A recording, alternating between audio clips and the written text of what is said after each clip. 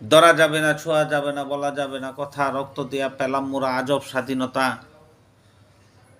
গতকালকের একটি নিউজ শুনে হতবাক হলাম।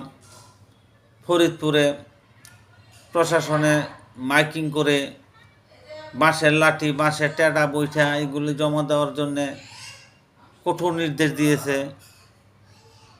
সেই জন্য এই স্বরাষ্ট্র উপদেষ্টাকে আমি ধন্যবাদ জানাবো যে উনি দেশ থেকে সন্ত্রাস নির্মূলের ভূয়সী একটি উদ্যোগ নিয়েছেন।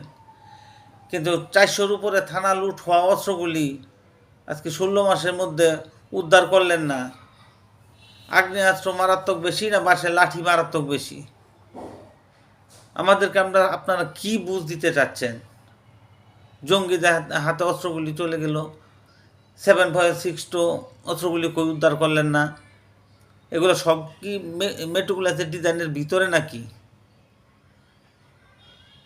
মানুষ হতবাক হয়ে গেছে আপনাদের এই চালচলন কথাবার্তায়।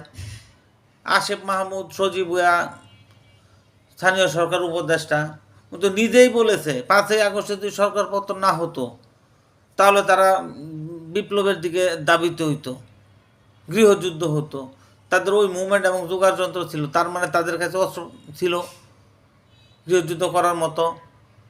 তাহলে কেন এখনও সার্চ কমিটিতে সেনাবাহিনী এত এত বাহিনী আমাদের কাজ করলো, আপনারা এই থানা লুঠো অস্ত্রটি উদ্ধার করলেন না? আর এখন বেপরোয়া হয়ে গেছেন বাঁশের লাঠি, বাঁশের এই চুক্কা টেটা এগুলা ধরার জন্যে।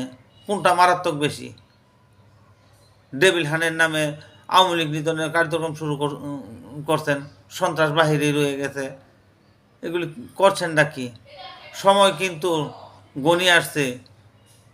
ভোর যতই হোক সন্ধ্যা কিন্তু এক সময় আসে।